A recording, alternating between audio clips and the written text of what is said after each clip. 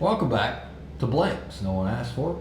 And in today's episode, a few Americans will be reacting to the top 10 British bands who never cracked America. The Stone Roses, maybe. Okay.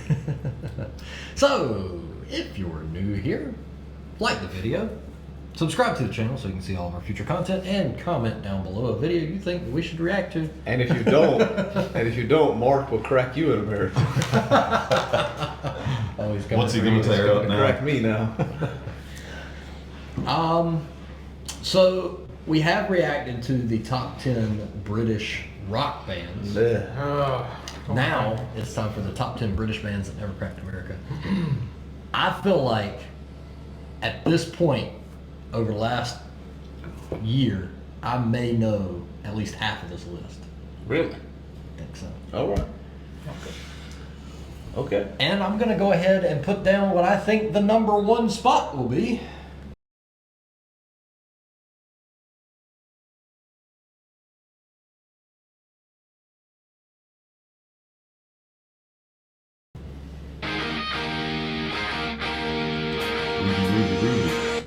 Ruby. What? Ruby.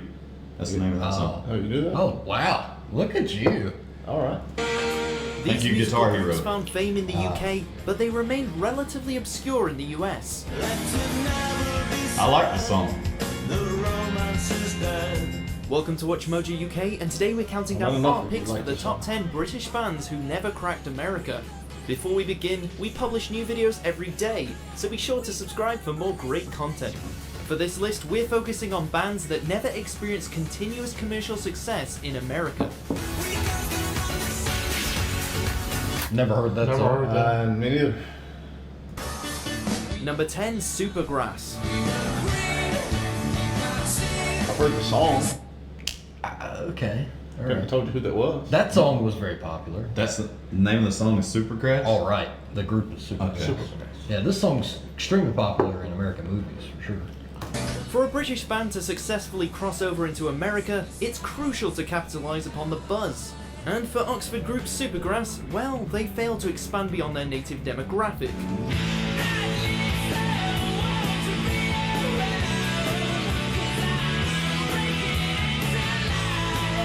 With their I might 1995 have a debut band that I album, know. No. I might have a band that I know is up here too. I Should Coco, Supergrass briefly reached the number 1 in the UK charts, and actually released 2 more albums by the end of the 90s. By that time though, music trends had changed Caught by the significantly in the fuzz. US, and well, Supergrass began to drift away, barely cracking the US top 200 with 2002's Life on Other Planets. Sadly, it all ended with an internal Twitter beef. You're the problem. Number 9, Madness. Okay. During the late 70s, This came up in the Discord, actually, last week, I think. Somebody mentioned that they were going to a Madness concert.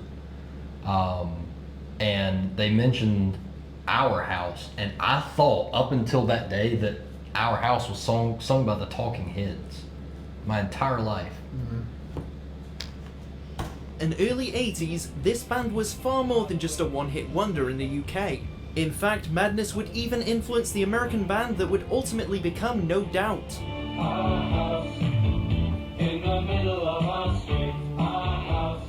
And like Gwen Stefani's versatile group, Madness didn't align themselves with a specific genre, as they blended together a variety of musical styles.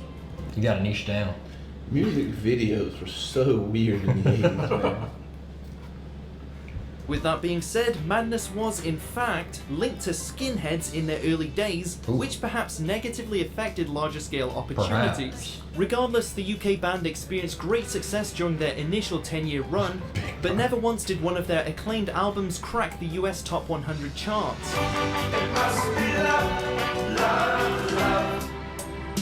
Number 8, Take That. What is up with my bands coming in at number Whoa. 8? Wow. I would have said that was number 1.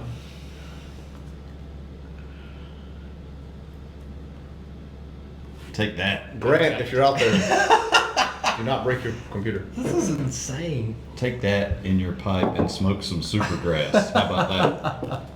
That's just madness. Guess now it's time So good. for me to give up.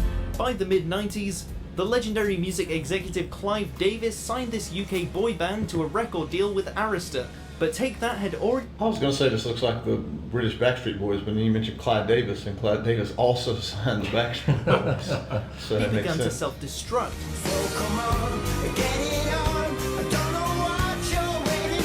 In their prime, Gary Barlow stunned critics with his songwriting skills, and a young Robbie Williams displayed his obvious star power.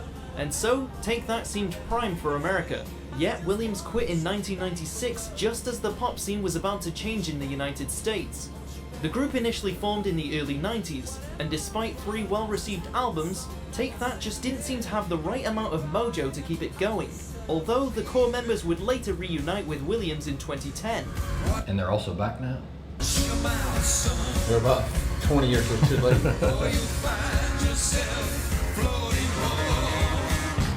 Number 7, Kasabian. Oh, American indie fans Have you heard that? heard of this Yeah. group from I've Leicester, heard that somewhere. despite the fact that the Kasabian video game It's probably track. Probably something. multimedia. Kasabian's lead singer Sergio Pizzorno once noted that he hates indie bands. So that's one thing to consider when thinking about Kasabian's failed American crossover.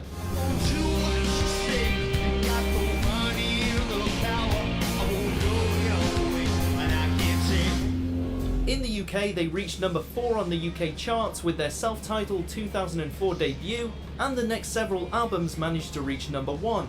By 2013, however, guitarist Jay Mellor actually left to play with Liam Gallagher, formerly of Oasis, while Tom Meehan cited unfinished business in America around the same time. However, the 2014 album 4813 failed to chart in the US, and maybe Kasabian just wasn't ready for a committed American crossover.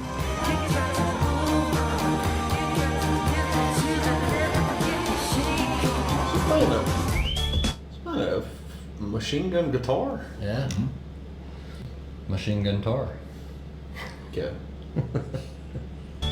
Number 6, Happy Mondays.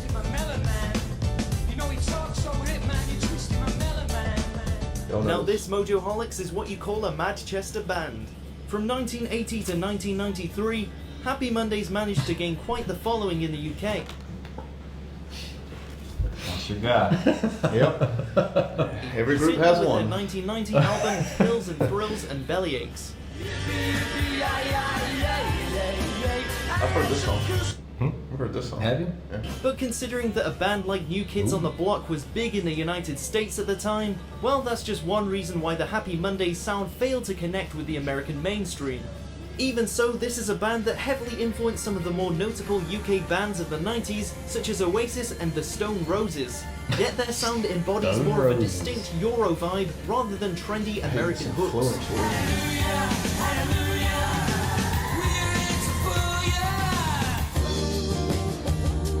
Number 5, Stereophonics. I've been down and I'm wondering why these little black clouds keep walking around me. From the late 90s to the early 2000s, this Welsh band established a reputation for their killer live shows. However, Stereophonics ultimately dismissed original drummer Stuart Cable in 2003, reportedly because he was more interested in his TV show than the band. Sadly, Cable would pass away just 7 years later. In their prime, Stereophonics was known as one of the most talented UK bands, releasing 5 #1 albums throughout the 2000s. Yet only one of those, 2001's Just Enough Education to Perform, managed to crack the US Top 200 charts. So maybe tomorrow. It's got a good voice. It's got a good voice. It's an interesting like sub-genre because it does kind of blend a few different styles, I feel like. Despite the lack of American buzz, Stereophonics continues in their native Wales as one of the most highly regarded UK bands of the 21st century.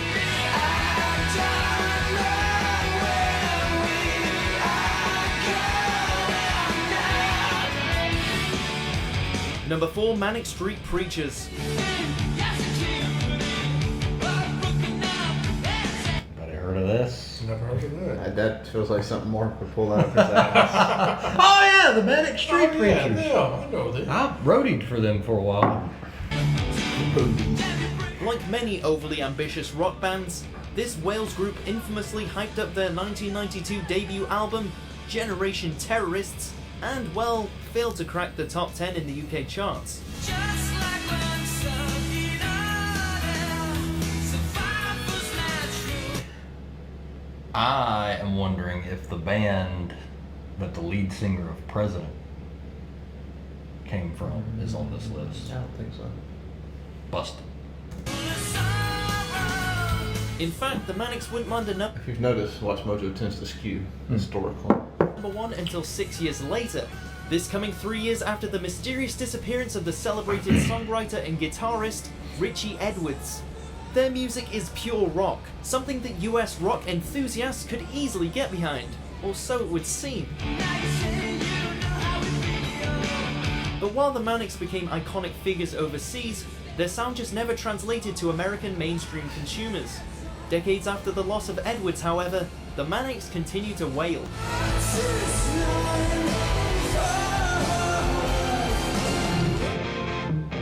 Number 3, Pulp.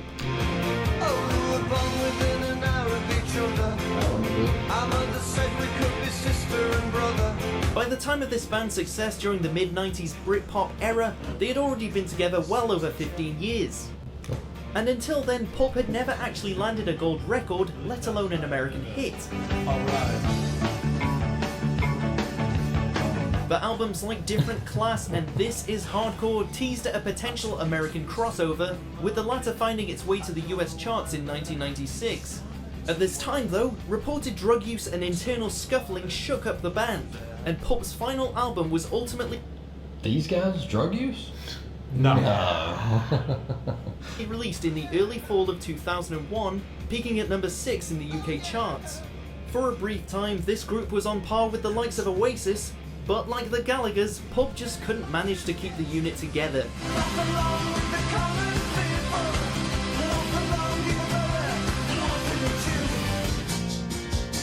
Number 2, The Jam.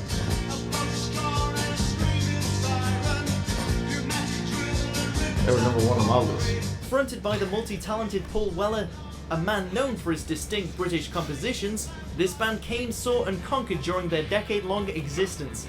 Well, at least in the UK. I first felt a fist, and then a kick. I could now smell their breath. Aesthetically, The Jam preceded punk, and they called it quits just as the new wave took off in the early 80s. In between, they released 6 acclaimed studio albums, with the last 5 climbing the UK charts. Truth be told, The Jam had somewhat of a steady presence in the US charts during their run, but despite their stylized look and obvious talent, the party ended with the 1982 release, The Gift. And just like that, The Jam was gone before Americans could catch on. Before we unveil our top pick, here are a few honourable mentions. Suede.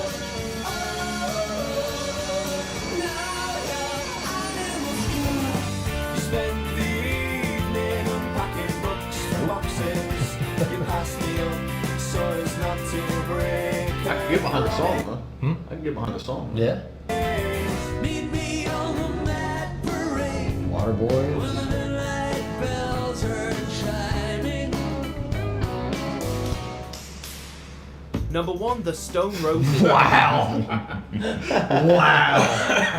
All right. Top 10. Okay. It's an honorable mention for. So But top they had never 10. cracked America. Okay. Wow. Bigger than Genesis.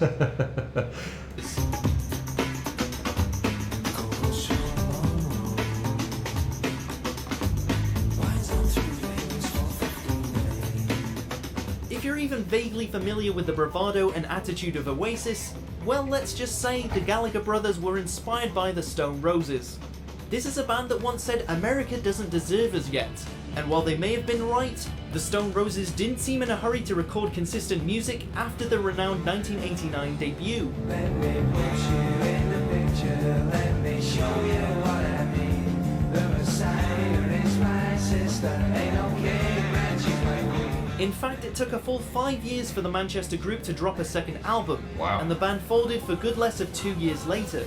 Since then, there has always been talks of a reunion, but it just never seems to happen. And so the Stone Roses will forever remain an acclaimed British rock band that failed to live up to their crossover potential.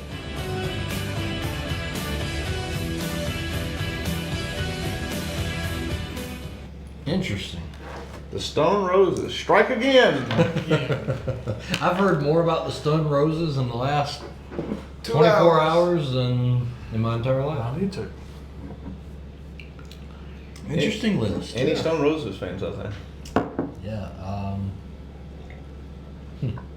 My band was gonna be what's the band that does I believe in a thing called love. You know, Calling the Darkness. The Darkness. That was who I was gonna be. I didn't think they had a big. I think that was about all they had, but I think the single was big enough. Yeah. What are your thoughts? Do you think there are other bands up here that you would rank higher because we're not familiar? I'd say out of the 10, there's probably 7 that I've never even heard of.